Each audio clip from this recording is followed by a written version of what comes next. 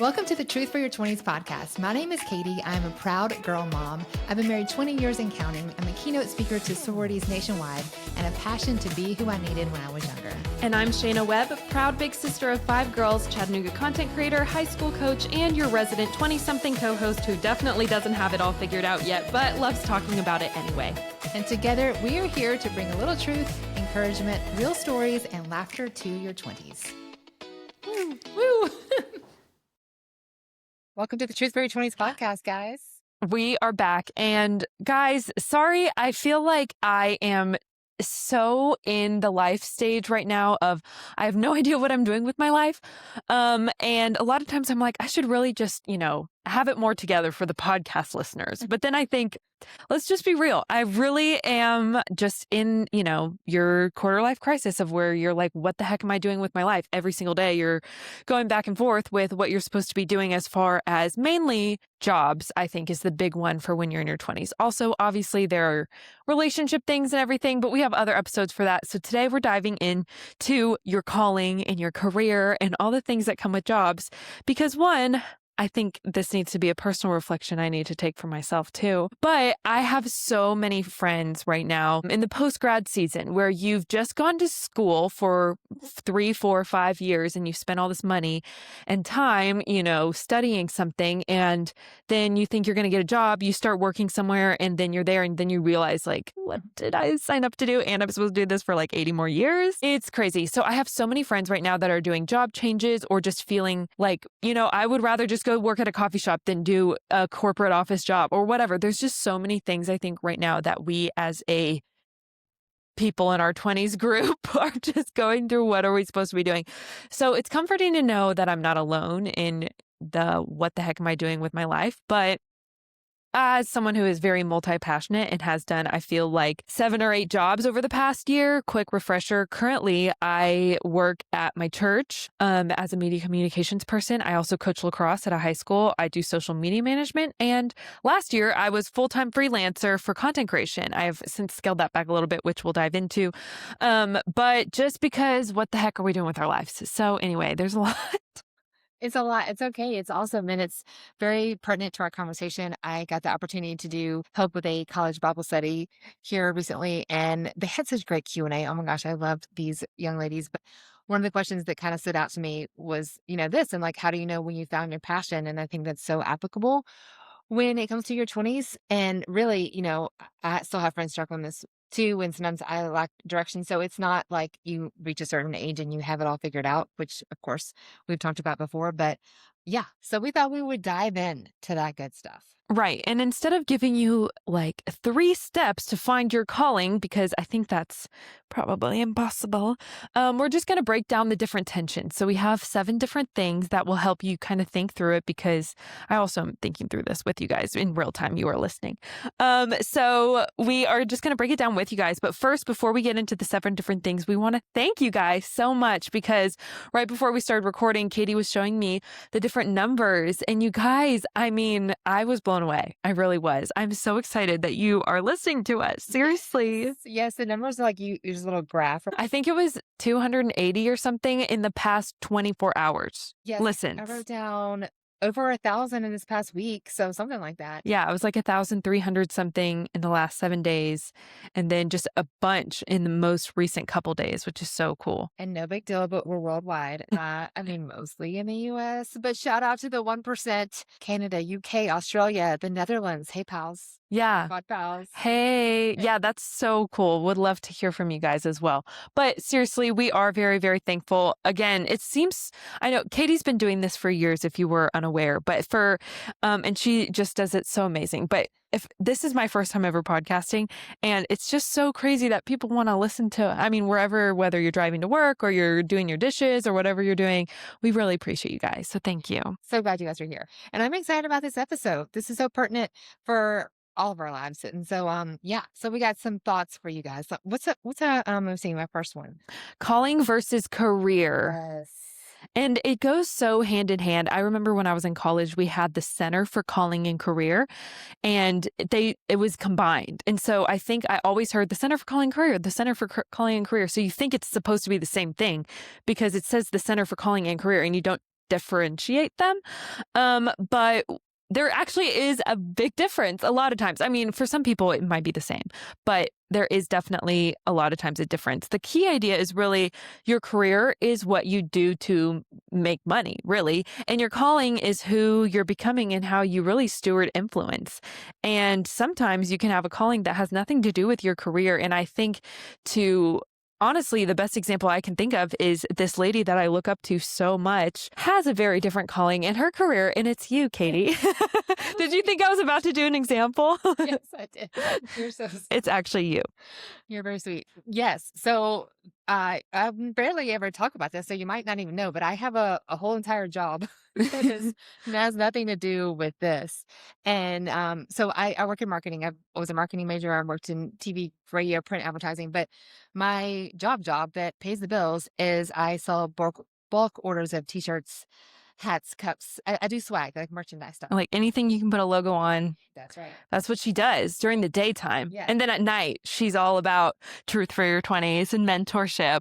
Yes, and so, honestly, I had a struggle with this though, like, this isn't my passion to sell swag, and so maybe I'm in the wrong thing, and I need to grow my podcast and my social media to make enough money to support, anyway, I kinda came to, I think, really a healthy realization that that job, thankfully, it has flexibility, but it also has the earning potential to allow me to do this, you know what I mean? So I can make the money, have the flexibility, and then podcast and do these Hmm. things that light my soul on fire and what I feel like I'm called to do that don't really pay a whole lot, but I don't have to have the pressure of it, to pay the bills because I have this other job. So I think that instead of saying, oh, I have to do both and I have to have this, job that fulfills all my passions, you also have to pay bills and stuff. Yeah. Sometimes it's really just the practicalness of having a job, and you can also do passion jobs. So Right. And I think the part where you were talking about how your calling doesn't necessarily pay the bills, obviously, it's so many people's dreams to do what they're passionate about full time and make it pay the bills. But as someone who kind of did that in 2025, I was fully freelance. I left my 9 to 5 office job that I had worked at for 3 years in October 2024. And so ever since then, for all of 2025, I was fully freelance doing what I felt called to do, which was, content creation and Gen Z mentorship and coaching and just like creating community in Chattanooga. I absolutely loved doing it. I felt called to it. It really gave me so much life, but it really doesn't pay the bills. And when you start needing it to pay the bills, makes it not, I don't want to say it made it not great. I still had lots of fun last year and it was such a blessing, but it gets way more stressful and it feels kind of suffocating in a lot of ways where you feel like you have to do these things, whereas in the past you're passionate about doing these things. And I do think you can still feel called to do different things without necessarily making it shift your careers. I think when you feel called to things, you can incorporate into your career some, but it doesn't have to be the one thing that is your career. So now, I mean, I have a bunch of different jobs again. I already mentioned them, but I do think that it's like different expressions, but all like a core thread of like creating community and doing different things. And so just know your calling and your career do not have to be the same thing, you guys. So I remember back when I was trying to decide if I was going to go back into an office, which was like just literally, it's February right now. This was December when I was trying to decide whether I was going to start working in an office again. And I remember saying, like, honestly, a dream job would just, be somewhere where I can go in, get some work done, not have to worry about, how much money I'm going to make from different brand partnerships or whatever. And then I can clock out and fully focus on my passion, which I'm still doing the content creation and everything, but I'm not taking work home with me. Whereas when it was just me doing my passion job, my calling with the content creation and the community and everything, it was constantly thinking about it. And so now, at least when I go into office, it feels like I can clock out of thinking about all the other things that are going on in life and get some work done, feel really good about it. Guaranteed, you're getting your money, you're getting your work hours in, you can feel a good job about doing good work and then clock out and not take it home with you. I think if you have a job like that, that's very special. yeah. Obviously, I know a lot of jobs too, you can't always clock out, but hopefully. Yeah, and I think that we're very similar in this, that like multi-passionate, if you will. I also wear a lot of hats. So I didn't mention I'm also a fitness instructor. So like, obviously that's not my Mhm. life calling and that doesn't pay the bills either. But y- I love it, and it's super Mhm. fun, and I get to get a workout in while I have fun. So, anyways, there are definitely not one black and white answer to all these questions. Right. Right. And this kind of leads into our second thing we wanted to deep dive about, which is your calling versus your giftings. Just because you're good at something doesn't mean you have to build your life around it. And I think that was something I didn't realize because you always, like, I constantly heard, like, Shayna, you're so good at social media. You're so good at doing videos. You're so good at the storytelling, blah, blah, blah, blah. So it's like I felt like I had to make that my job, if that makes sense. But your gift doesn't have to necessarily be your assignment because again, it can lead to that burnout. And so it has you sometimes wondering like, am I just capable of doing this or am I really called to be doing it all the time? I don't know. Yeah. I'm still navigating it, but No, that's so true. I mean, like, I've definitely done things and I'm like and you were good at it or passionate about it or loved it for a season, but not forever. right. It's totally understandable. Right. And that, I mean, the next, I think we should just talk about these two together, but calling versus season. So there's definitely times where you are called to things, but it's only for a season. And so, as far as the gifting things go, I don't know. It's just how do you discern between your talent and what you're good at and what you're assigned to do? I don't know. So, there's different seasons maybe for it, or when does an opportunity become a responsibility? I mean, these are questions I'm just like There's a wrestling girl with, that but I really look up to who is very talented at doing the wedding blogging. are you talking about me now? And she had a Facebook group of like 90 bazillion I people. still have it. Yeah. Yeah, it's still very active. But I think that, you were at the time a young bride going Right. through it. And so it was easy for you and you enjoyed it. And now, it's okay. That season isn't as, big in your life right now. Right. So when I was getting married and I was a young bride in my wedding planning era, I felt like I was really good at planning my wedding. I did a whole giant wedding for 400 people in a $10,000 budget. And I felt like so good. I was so good at finding the money saving hacks.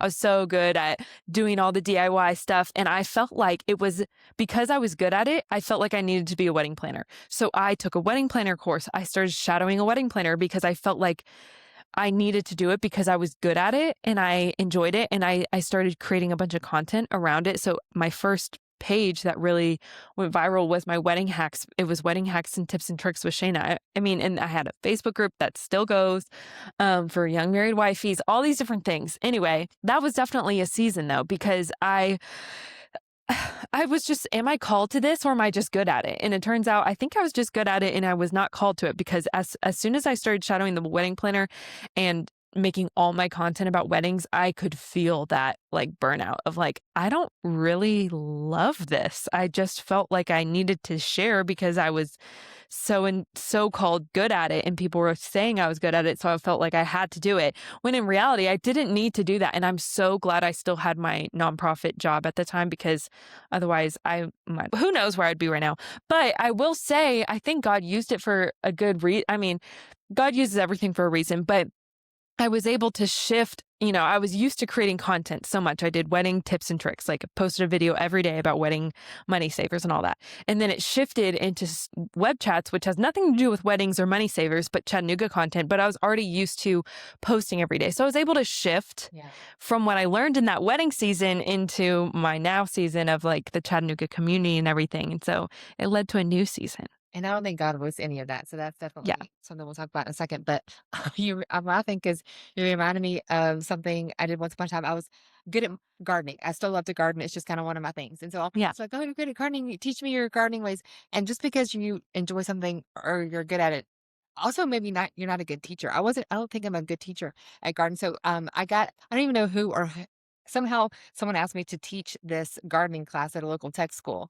And I was kind of like, oh yeah, you do this and you do that. And I'm not a type A kind of person. And I'm Mhm. a little bit of this and a little bit of that kind of cook, chef and gardener and all things. And yeah, I think that probably was not my best. Yes. Right. And I mean, you're just so right. God doesn't waste any of that, though. Right. So that's been good. And I think we see this a lot when you're in your 20s with your college major. You might feel, I mean, how many of us have switched our major a million times? I actually was an education major for a while. I thought I was going to be a teacher and I did all the shadowing and all of that. Or even your first job, like you might feel, and that's the beauty of your 20s, I think, is you get to try a bunch of different things and you get to learn and you get to figure out. And just know that if you did spend a lot of time on a certain college major or a lot of time in a first job or something like that, and then you completely 180 and do something totally different, I think God will still use what you learned through that major, through that first job in another way. Right. So whatever it is. And I mean, it makes me think of, you know, you're gonna go through a bunch of different seasons. I have not been a mom yet, but I think about all of the people who do that season of being a stay-at-home mom and how it can feel, at least from what I've heard from people who have done it, that it can feel like, what am I doing? I'm wasting all this time. I went to college, I got this degree, and now I'm just staying at home. Like, what the heck? Or all these different things. But I think it teaches you certain things. 1,000%. So I've been there. I had a big girl in, making commercials, and then I was a stay-at-home mom, and then I started working part-time. And so I can look back for sure though and see how God doesn't waste any of that. I think I talked about it on a previous episode, but I remember sitting in editing rooms with, all these TV stuff on some of the, early commercial days, and how I really think that a lot of that helped me do in content creation and podcasting and stuff like that. And then, staying at home really helped me create community because I'm such a people person, and staying at home with toddlers all day was making me very crazy very Yeah. quickly. But hey, we can have play dates and bring all the people I knew with young kids at the time, come over, bring the snacks. We will just let the kids play and we will have some mom time. Bless my soul. And that was a great lesson in having community and having people over. Doesn't matter if my house is perfect, didn't matter Mhm. about any of that stuff. And then the next time, someone else loved it so much, she was going to host it, and we would take turns having play dates at each other's houses and bringing snacks. And I would not have survived those toddler days with my kids had we not had that community. Anyway, and then again, still using that now in different seasons of life. So I don't think God waste any of those things. We just had to kind of look for it and see, I'll say all the time, like bloom where you're planted. Yeah. You might not look like you're on the mountaintop that you want to be, but you're learning something along the way. So Yeah. don't rush it. And maybe you are someone who's starting to feel the beginning of that burnout or that, I just don't know if I should be doing this anymore, but I've spent so many years or so many hours studying it or perfecting it or whatever. And maybe that's just the sign that you're ending that season and it's going to be another season. Yes. However, I would forewarn you from just quitting everything before you have something else lined up, because it kind of leads into number 4, which is the pressure to monetize your gifts, which is so relevant for me, I think, in the season that I've been in. But really, what you just need to know is not every single gift needs to be a business, I think. That's true. Some things are just meant to be gifts and are meant to be passions. Yeah. I mean, just like we talked about, I make money when I go speak, and that's great, but not enough to live on. If it was enough to live on, I would be traveling all the time. Yeah. And I don't want that. I'm being a wife and a mom definitely comes first. And I do get to travel, and that's fun, but it's not, I don't live on the road. I don't live out of a suitcase. And that's always been the case. And so, anyways, like we kind of talked about, get to share my passions. I get to do things I'm passionate about, but I don't live on I don't depend on it to Hmm. pay our mortgage. So I'm thankful that I can kind of do a little bit of something, do both jobs, my passion job and my money making job. Right. But I do think it's hard because social media makes everything look scalable. You see so many people on social media who have maybe a similar passion as you and they're making money from it. Yeah. And so you feel like you have to make money from it too. I don't know. And so I would just say monetizing things definitely dilute the joy a little bit. When you go into a job, like a 9 to 5 office, you know you're there to make money. You know it's your job. It's not necessarily your passion. But then when you have a side passion and then you start to monetize it, it can feel more of like a I have to rather than an I want to. And so that's also something I really worked through last year. And I do feel like I'm at a better position where I can speak from experience now, because I knew that I love the, creating community piece. I love this showcasing local business piece of what I get to do with my content creation, social media business. And so I realized when I was freelance and I was trying to make all my money from that it was really diluting my joy, and I knew I didn't wanna burn out fully because I wanna keep this, like, web chats and community thing that I've built alive, and I wanna still be excited about it and everything. So that's another reason I took a job, is because I didn't want to have all my eggs in that one basket, and so now I can be more free with saying no to things and really just do what I'm really passionate about, and so I'm really excited about that. But I think it's so important if there's someone who's maybe, or what I could tell myself a year ago, just, like, protect certain, like, sacred joys in your life from turning into, like, a business or turning into money or even turning into content. I think sometimes you feel like you have to film things, and sometimes you just need to enjoy the moment. Or in that same way of thinking, like, some things you do want to just keep without feeling like you have to make money from it. Yeah. I don't know. No, that's good. The only thing I was gonna just add is what you mentioned about how social media can make it, yes, you will hear the stories of the people who quit their boring 9 to 5 and they're chasing their dreams by saving baby whatever. They're doing some kind of Yeah. miraculous Or like the thing. pet rescue people. Yes, and they're making millions of dollars. Yeah. Good for them, but that is such an anomaly. That's such a rare occurrence. So what you don't see is the much more common thousands of people doing a quote regular job. And it's just like the news, we hear the terrible stories, but what you don't hear is the people who had a lovely commute to work and their Yeah. kids returned safely. They're like all of the safe, beautiful, lovely things that happen day to day don't make the news. And like that's a whole nother subject, but just remember that social media is just the highlights, just the anomalies, not just, but predominantly. And we remember these, huge unlikely events, not the more common. You're talking exactly about number 5, which is, what if your calling feels ordinary? It's literally that. It's the going to work safely and your kids get home safely. Or, what if your calling is motherhood, or your calling is being a reliable contractor or being a reliable office person? Like, what if your calling is just staying where you're at? That is beautiful. And I think that how crazy it is for us to only think that we can make a difference by being a pastor or starting this. Starting a podcast. There are missionaries who are contractors who are everything, plumbers, it doesn't matter. Like, whatever it is, we need you to be a light and to be there you never know. We were just talking, we have a wonderful neighbor who we love, and they're going through a lot with a bunch of babies and stuff like that. And she'd mentioned to me, like, randomly how when they were looking at their neighborhood, just kind of like, oh my gosh, we would just love to live here. And it just kind of had this full circle moment of like, you never know, even just being neighbors with each other and how we can help each other out. Like, the normal where you're located, where your office, your cubicle, your neighborhood, all of those little things. We like to somehow think that we have to change the world with every little step, but really it's just kind of being where you are and seeing where you can help and, Yeah. and be of service. Yeah. Yeah. Ordinary definitely doesn't mean insignificant. It can honestly be so beautiful, and it can give you more, I don't know, mind space for your passions, I think, Yeah. too.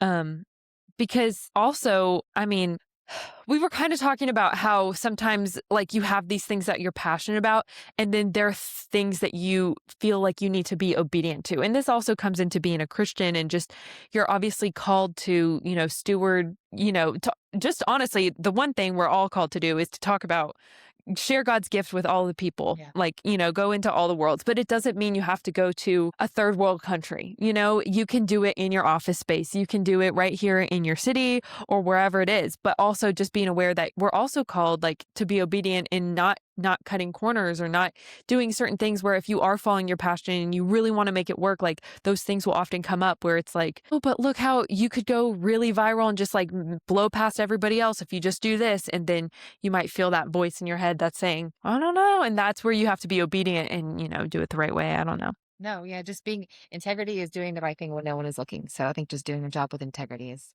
no matter what that is, like serving green beans or Yeah. as a politician, whatever it is. So yeah.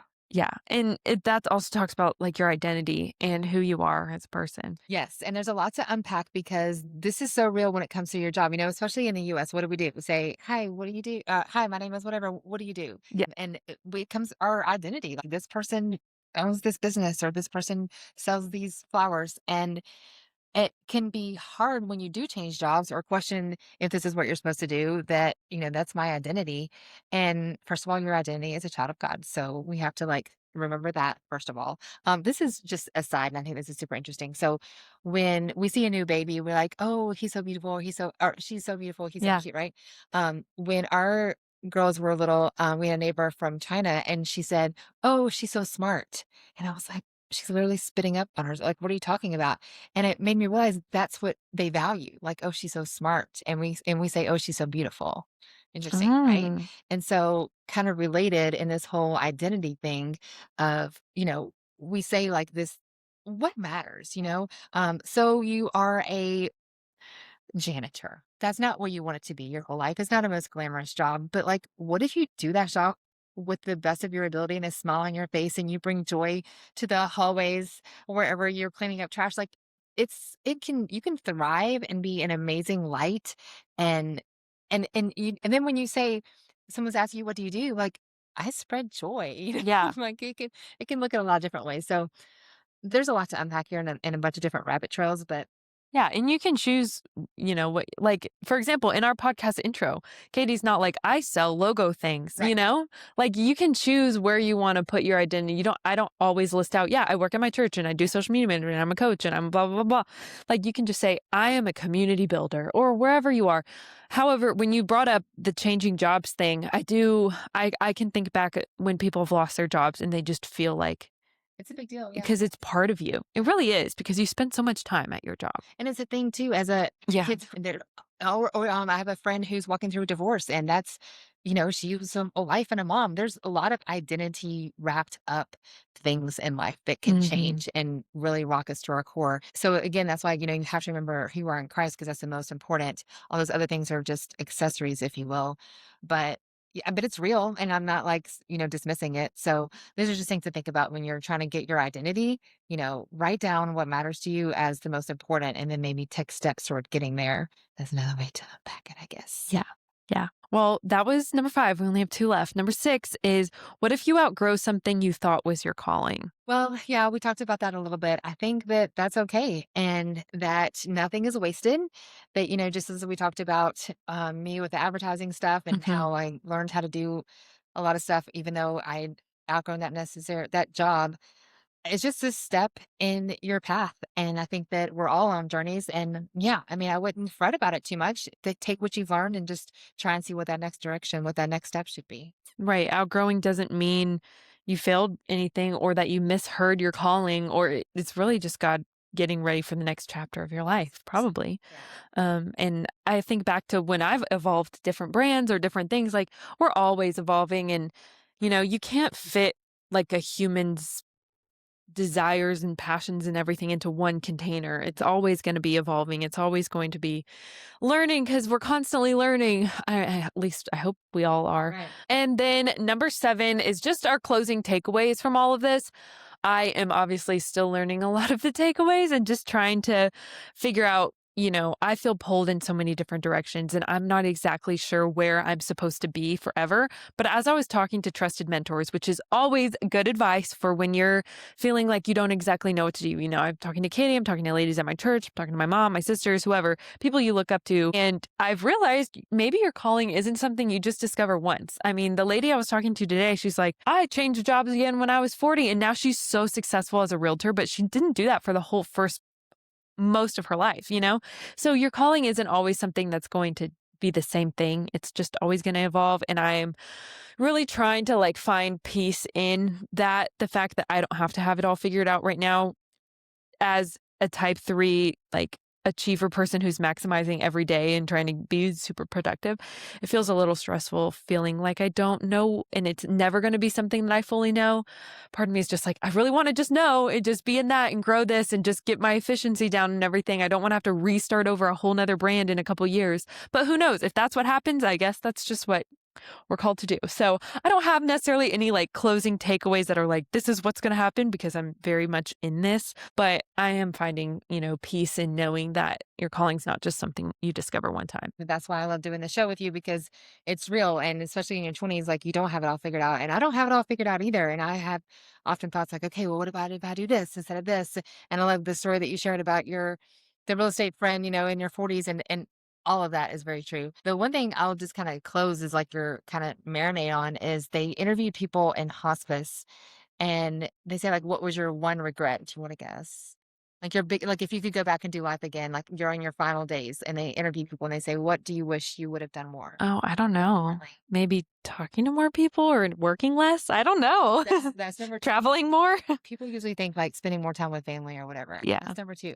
But the number 1 is being true to your passions and like being Mhm. more brave. And so there's people in hospice who had big dreams of starting a career or speaking up about things that matter or being a missionary or doing it. Those are all scary things. And I get Mhm. that. And I sympathize and I understand why a lot of times that doesn't happen. But unfortunately, a lot of those dreams don't ever come to fruition because that's the number 1 regret of the dying. Mm. Just take advice from those who Have lived. and they have lived. You're right. They've lived and they've looked back and they said, I wish I would have been more true and more brave to my callings.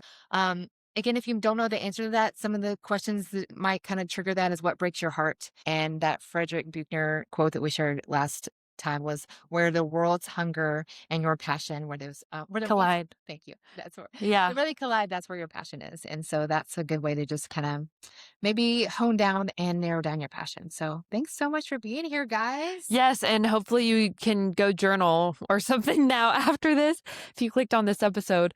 If this was the episode that you clicked on, you've never heard us before, we would love to connect with you. We are on Instagram at Truth for Your 20s. That's 20s. TikTok, we actually don't have. Just follow Katie Bulmer Life. That's where we repost a lot of our Instagram clips and everything. But we'd love to connect with you guys in the Spotify comments and reading your reviews and your DMs. It does make a big difference. And it means a lot to us because a lot of times you feel like you're just talking to the void, which I love talking to the void with Katie. It's very fun. And then seeing those actual numbers is like, oh my gosh, people are actually listening. So if you're one of those people actually listening, especially to the end after I've probably said the word like 15 times again, sorry, I'm working on it. We'd love to hear from your real life words. We would. We love you guys. Thanks so much for being here. See you next Tuesday. I thought that one was